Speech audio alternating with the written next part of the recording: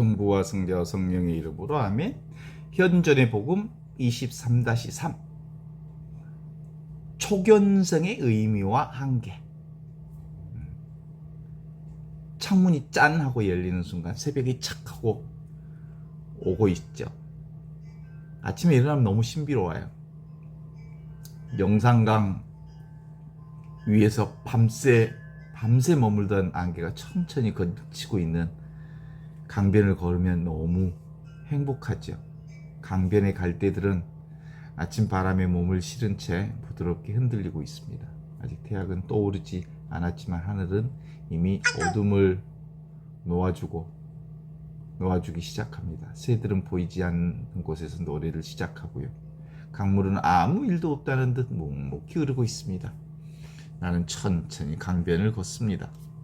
걸음은 느렸고 생각은 많지 않습니다. 오랫동안 같은 길을 걸었지만 풍경 따라 조금씩 달라 보입니다. 달라진 건 풍경이 아니라 그것을 바라보는 마음일지도 모릅니다. 문득 오래전 처음으로 깊은 침묵을 경험할 수 있었습니다. 그때는 모든 것이 멈춘 듯 했습니다. 늘 머릿속에 채우던 생각이 잠시 사라지고 세상과 나를 나누던 경계가 희미해졌습니다. 설명할 수 없는 평화가 찾아왔고 말로 표현할 수 없는 자유가 있었습니다. 마치 창문 하나가 갑자기 열리면서 새로운 세상을 본 것 같았습니다. 그 순간에 그동안 당연하게 믿어왔던 것들이 더 이상 당연하지 않았습니다.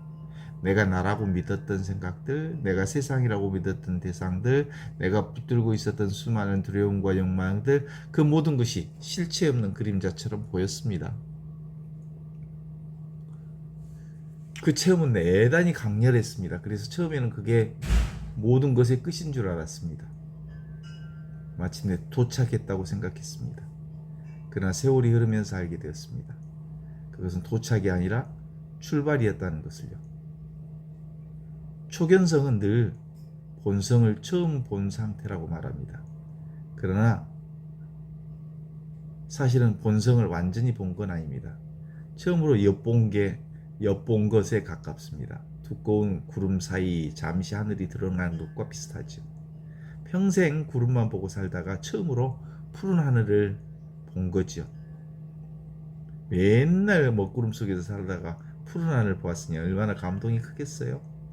그러나 하늘을 본 것과 하늘이 되는 것은 다른 일입니다. 많은 수행자들이 이 지점에서 머무릅니다. 내가 하늘 봤다. 하늘을 봤다. 하늘을 봤다. 그렇죠. 처음 경험한 자유도 너무 놀랍기 때문입니다. 처음 경험한 고요가 너무 아름답기 때문입니다.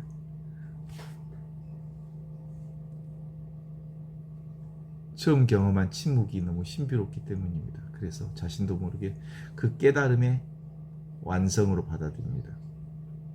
그게 깨달음의 완성이라고요? 그러나 깊이 들여다보면 거기에는 아직 미세한 분리가 남아 있습니다. 내가 봤다, 내가 체험했다, 내가 깨달았다. 그 속에 여전히 내가 따로 존재합니다. 비록 예전보다 훨씬 가벼워졌지만 여전히 보는 자가 남아 있는 것입니다. 절에 가면 시부도가 있죠. 시부도의 표현을 빌리자면 손은 잊었지만 사람은 남아 있는 상태를 말합니다. 찾던 진리는 언뜻 보았지만 진리를 본 사람은 아직 남아 있습니다. 하느님의 현존을 보았지만 그것을 본 나는 아직 사라지지 않습니다. 그래서 초견성은 아름답지만 안전하지 않습니다. 그것은 새벽빛과 같습니다. 구름 속에 있다가 나 하늘 봤다 그런 거죠. 밤은 지나가고 있지만 아직 한낮은 아닙니다. 동쪽 하늘이 밝아오고 있지만 태양은 역시 떠오르지 않았습니다. 그러나 새벽은 중요합니다. 새벽이 없다면 아침도 없습니다. 문이 열리지 않으면 집 밖으로 나갈 수가 없습니다. 초견성, 처음 언뜻 푸른 하늘을 보는 것과 같은 그 초견성은 바로 그 문입니다. 하나님의 현존이 처음으로 그 모습을 드러낸 창문입니다. 문제는 우리가 창문을 하늘로 착각하는 데 있습니다. 창문은 하늘을 보여줄 뿐입니다. 하늘 자체는 아닙니다. 문득 처음 딱 보는 것, 초견성은 진리를 가리킬 뿐입니다. 손가락이죠. 진리 자체는 아닙니다. 그래서 예선사들은 깨달음에 체험을 붙들지 말라고 끊임없이 말했습니다. 체험을 지나가기 때문입니다. 평화도 지나갑니다. 학물감도 지나갑니다. 깊은 산매도 지나갑니다. 어떤 신비의 의식도 결국 변합니다. 그러나 하느님의 현존은 변하지 않습니다. 늘 있고 지금 있고 항상 있고 언제나 있고 누구에게나 있고 모두에게나 있고 시시 때때도 떠나질 줄 모르는 이 현존은 변하지 않습니다. 체험이 있을 때도 현존은 있고 체험이 사라질 때도 있습니다. 기도가 잘 될 때도 있고 기도가 되지 않을 때도 있습니다. 건강할 때도 있고 병들 때도 따로 있습니다. 기쁠 때도 현존이 있고 슬플 때도 현존이 있습니다. 하나님은 체험 속에만 계시는 분이 아니라 존재 자체로 계십니다. 그래서 진정한 공부는 특별한 체험을 반복하는 게 아닙니다. 현존 속에서 살아가는 것입니다. 처음에는 하느님의 현존을 봅니다. 그러나 나중에는 하느님의 현존으로 살아갑니다.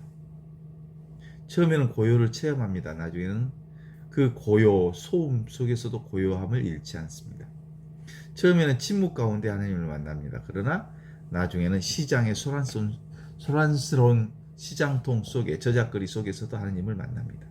처음에는 새벽길에서만 하나님을 봅니다. 그러나 나중에는 밟는 순간도 설거지하는 순간도 사람을 만나는 순간도 하나님을 봅니다. 왜냐하면 하나님은 특별한 장소에 계시지 않기 때문입니다. 지금 여기 이 순간 살아있는 하나님의 현존, 존재 자체가 하나님의 현존이기 때문입니다. 어느새 태양이 떠오릅니다. 강물 위에 황금빛 물결이 곱게 펼쳐집니다. 새들은 더욱 힘차게 노래하고 바람은 여전히 갈대를 지나고 있습니다. 나는 걸음을 멈추고 그 풍경을 바라봅니다. 문득 깨닫습니다. 초견성! 언뜻 본 그 초견성은 특별한 무엇을 얻는 사건이 아닙니다. 그것은 처음으로 창문을 열리는 순간을 보는 것입니다.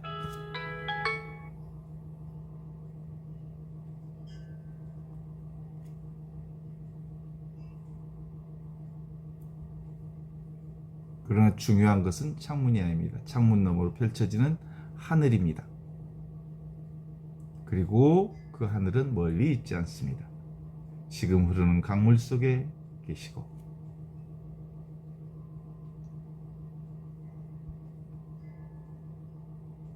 지금 숨쉬고 있는 이 순간 속에 있습니다.